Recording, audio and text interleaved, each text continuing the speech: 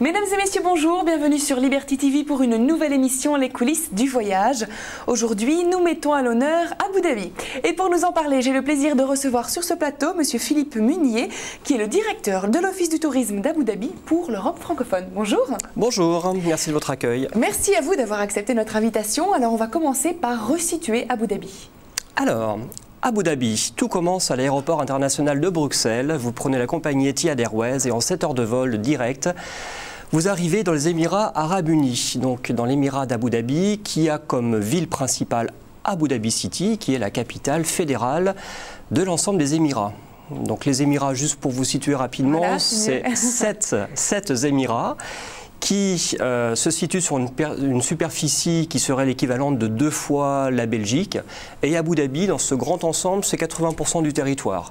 Alors on connaît Abu Dhabi, on connaît Dubaï, la grande voisine, la grande cousine. Et pour vous situer, Abu Dhabi serait 2 fois la Belgique et Dubaï serait l'équivalent de la ville du Luxembourg. Voilà un petit peu les proportions, les échelles. Alors ce qui est important de dire, c'est que donc Abu Dhabi, c'est une véritable destination, une destination à part entière, qui est complémentaire avec Dubaï. On va un petit peu expliquer pourquoi. On va faire une visite avec vous, on va faire une visite virtuelle. On se promène. Voilà, on se promène. Alors on va commencer par Abu Dhabi City. Qu'est-ce qu'on peut y voir ? Abu Dhabi City. Alors, comme vous le dites, effectivement, Abu Dhabi est une destination à part entière, certes nouvelle et émergente, mais une destination à part entière car il y a 4 grandes zones touristiques qui se différencient vraiment dans leur style, dans les paysages, dans les types d'activités. La zone la plus connue et la plus intéressante aujourd'hui sur le plan du tourisme, parce que d'ores et déjà rodée par le tourisme, c'est Abu Dhabi City, c'est la capitale. Que retenir, que faire à Abu Dhabi City? Que vous soyez en transit pour l'Asie, pour le Pacifique, que vous soyez en séjour de découverte dans la péninsule arabique, je crois l'essentiel, le very best-of, serait l'Emirates Palace. L'Emirates Palace, c'est un petit peu le Versailles de l'Arabie. C'est un hôtel tout en superlatif, un gigantisme phénoménal, un 7 étoiles, voilà. Il en existe. Il en existe. Voilà, où là c'est à la fois un hôtel fabuleux qui a été construit principalement pour des raisons diplomatiques, pour accueillir toutes les familles régnantes du Golfe, et depuis quelques années c'est un palace ouvert à tout le monde. Quand je dis ouvert, même si vous-même, en tant que voyageur, vous n'y résidez pas, vous pouvez les visiter. Et c'est une attraction en soi. Outre le fait que c'est un hôtel fabuleux avec plus d'1 kilomètre de plage privée, c'est aussi un lieu de socialisation des Émiratis eux-mêmes, qui viennent se retrouver le soir pour se socialiser. Donc là, c'est un prétexte fabuleux pour comprendre comment les Abu Dhabiens vivent. Et aussi, cet hôtel, c'est le lieu de toutes les expositions, de tous les événements très spectaculaires. Vous avez par exemple une exposition gratuite qui vous montre les maquettes de tous les musées qui, en 2012-2013, vont marquer l'actualité culturelle mondiale. Puisque ces années-là, sur l'île de Saadiyat, en traduction l'île du bonheur, vous aurez à la fois le plus grand Guggenheim du monde, vous aurez le Louvre à Abu Dhabi, plus 3 autres musées, l'un dédié au monde maritime, un opéra assez extraordinaire et un autre musée dédié à l'histoire des Émirats. Donc ça va être un hub culturel et tout ça se trouve aujourd'hui dans une exposition très spectaculaire et qui décoiffe dans l'Emirates Palace. Voilà, donc là il y a ça c'est le premier point. Voilà. Et on n'a pas encore fini, on a encore Elle va être longue l'émission, dites-moi. Ok, ensuite qu'est-ce qu'on peut faire d'autre? Ensuite, mon conseil serait d'aller directement à la mosquée de Sheikh Zayed, qui a ouvert ses portes il y a à peine 1 an, juste après le Ramadan 2008. Alors là, c'est là aussi une mosquée tout en superlatif. C'est la 3e plus grande mosquée au monde, avec les matériaux les plus nobles qui soient. Quand je dis superlatif, c'est que outre son raffinement, son élégance, on a également par exemple le plus grand tapis au monde. Un tapis iranien fait à la main, c'est le plus grand au monde. On a le plus grand lustre de cristal Swarovski au monde également. On a le Guinness Book en fait, qui est représenté pratiquement. Presque. Et là où c'est vraiment signifiant de l'émirat d'Abu Dhabi qui se veut très ouvert sur le monde, c'est l'une des rares mosquées qui est ouverte à la visite au public non musulman. Voilà, donc c'est un joyeux architectural. Certains disent c'est un petit peu le Taj Mahal arabique. Voilà, absolument spectaculaire. Pour Abu Dhabi City. On poursuit Abu Dhabi City. Ah, allez, 10 km du centre-ville. Là, par contre, je vous invite à aller à l'hôpital des Faucons. Voilà, et c'est des vrais faucons, c'est pas un nom.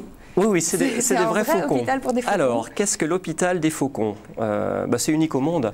C'est unique au monde puisque les faucons représentent les animaux les plus respectés dans les familles émiraties.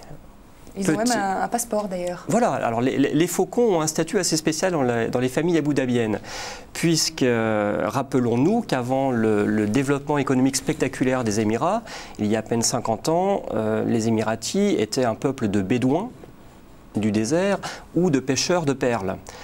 Et pour ce qui concerne les bédouins, dans le désert, le faucon avait une place centrale, c'est lui qui ramenait la nourriture qu'il partait chasser pour la famille. Et depuis cela, le faucon a gardé une place très forte dans la famille, très respectée. À ce titre, il est l'égal en dignité des fils et filles de la famille. Il a sa place dans la famille. Donc on le soigne, donc on le bichonne, donc on le fait voyager, donc il a un passeport, donc il voyage sur les avions d'Etihad Airways. Et pour bien prendre soin de cet animal central, dans leur vie, ils ont un hôpital high-tech où ils sont soignés. Il y a des chirurgiens et ce qui est magnifique, c'est qu'en tant que touriste, vous pouvez rentrer dans la salle, dans le bloc opératoire. Ensuite, vous allez dans la salle de réveil et ensuite, vous assistez aux démonstrations de vol de ces faucons. Donc ça peut paraître un petit peu étrange de consacrer autant d'attention et de fortune à un faucon, sauf qu'il est central dans leur vie. Et c'est fascinant. Voilà. Généralement, avec les faucons, on est dans une relation... Enfin, moi, avant, j'avais peur des faucons avant de visiter cet hôpital. Mais là, c'est le rapport qui s'inverse. C'est l'homme qui domine le faucon et qui le papouille, qui le caresse, qui prend soin de lui. Donc, c'est un lieu assez émouvant. Voilà. Donc voilà, Emirates Palace, Mosquée de Cheikh Zayed, hôpital des Faucons. Là, on a un bon condensé. Voilà, déjà. Là, on a un bon condensé. On va aller quelques kilomètres plus loin, à Al Ain. Ça, c'est aussi une étape incontournable. Oui, on fait 1h30 de route et en se dirigeant vers le Sultanat d'Oman, qui est également sur la péninsule arabique. Et là, Al Ain serait vraiment le fief historique architectural du peuple émirati, puisque la famille régnante d'Abu Dhabi est née à Al Ain et a laissé et vit encore dans des palais dont certains sont ouverts à la visite. Donc Al Ain, c'est une zone de montagne, d'oasis, de fraîcheur, de sources, de végétation luxuriante et de patrimoine, dont patrimoine archéologique, puisqu'il y a certaines tombes qui ont plus de 3000 ans. Donc c'est là qu'on prend véritablement conscience de la riche histoire de ce peuple du désert. On pourrait imaginer que les Émirats, c'est avant tout du sable. Non, il y a des hommes depuis fort longtemps qui y vivent et qui ont laissé un patrimoine architectural intéressant. Et il y a même le marché des chameaux. Ah oui, le marché des chameaux. On reste dans les animaux, comme ça. Oui, voilà. Après le faucon, le chameau qui est également central. Et il y a l'un des tout derniers marchés aux chameaux de la péninsule arabique, où on a à la fois des bédouins qui viennent d'Oman, qui viennent de Dubaï, qui viennent du Qatar et qui viennent faire leur marché. C'est assez pittoresque, spectaculaire. Et il y a même des concours de beauté pour chameaux. Donc voilà, faut aller voir qui gagne. Voilà, faut aller voir qui gagne. Allez-y. Alors on continue notre périple et on passe à Liwa. Liwa. Alors là, on change radicalement de décor, puisque Liwa, c'est l'un des déserts les plus spectaculaires au monde. Des dunes gigantesques. Donc là, vous êtes hors du temps. C'est à 2 heures de route d'Abu Dhabi City. Et là, vous prenez véritablement conscience de ce qu'est le désert dans son silence, dans sa musique, dans son gigantisme.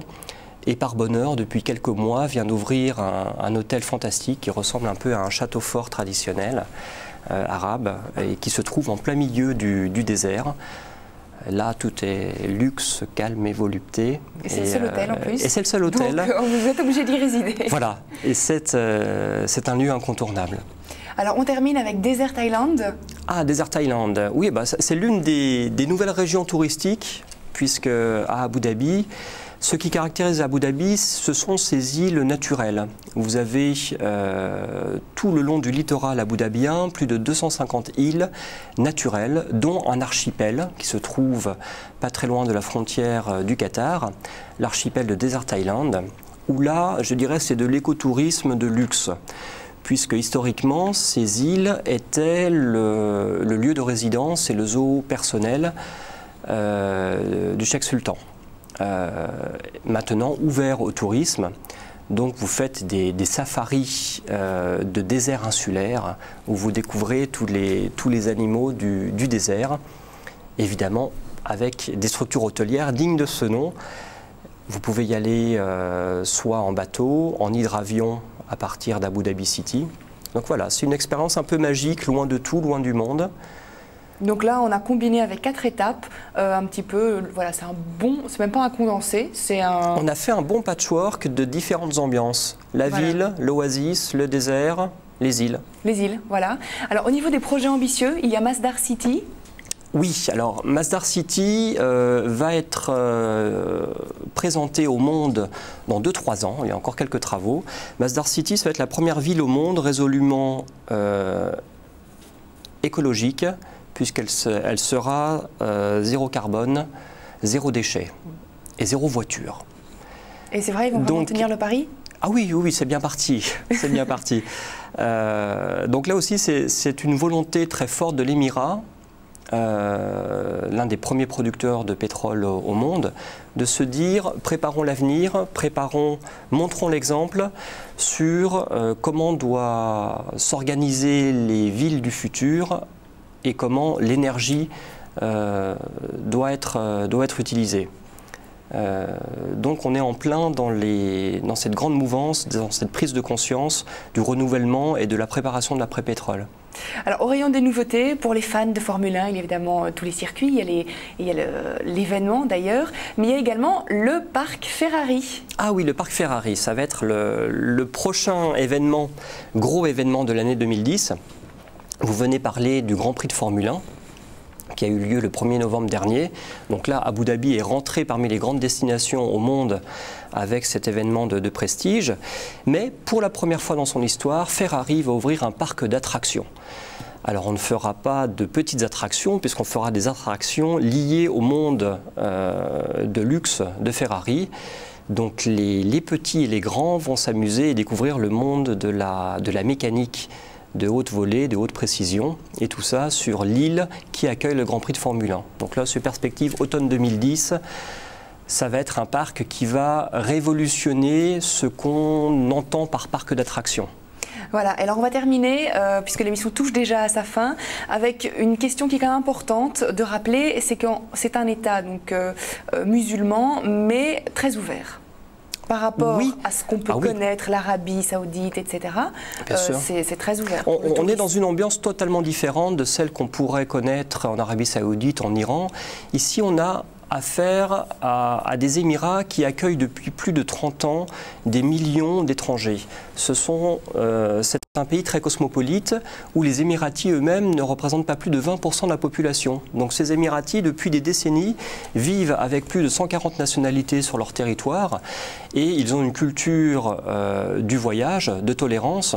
Donc à ce titre, il n'y a aucune restriction particulière pour le voyageur. Certes, on est dans une terre d'islam avec toute la pudeur que l'islam demande, mais vous pouvez évidemment profiter de tous les loisirs de bord de mer sur les plages des hôtels, en sirotant un whisky sans aucun problème sur votre plage. Voilà. Donc il n'y a aucune contrainte liée à l'islam qui est la substance de la culture du pays. Et bien voilà, donc on a dressé un portrait général, il y a encore plein de choses à dire, on pourrait s'étendre sur le sujet pendant encore au moins 1 heure, mais on doit malheureusement déjà terminer l'émission. On va rappeler voilà, le site internet sur lequel on peut trouver toutes les informations. Donc visite abudhabi.com. Et bien voilà, tout simplement. Monsieur Munier, un tout grand merci. Merci beaucoup. Répondu à nos questions. Merci à vous de nous avoir suivis et à très bientôt pour un autre Coulisses des voyages.